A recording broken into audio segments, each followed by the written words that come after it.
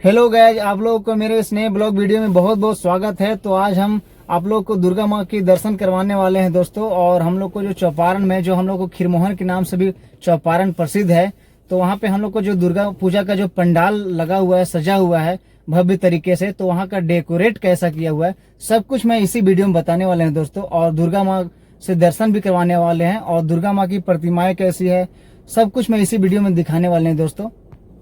तो चलिए चलते हैं अब।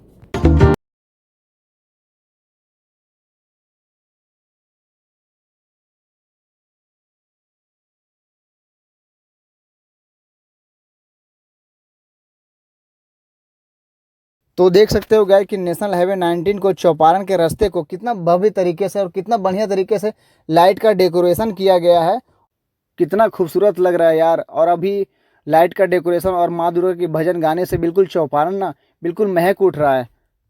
और आप देख सकते हो कि हजारीबाग जिले की चौपारण चौपारण में कितना भव्य तरीके से पंडाल को बनाया गया है, कलर का सिलेक्शन किया गया है, कितना बढ़िया तरीके से डेकोरेशन किया गया है।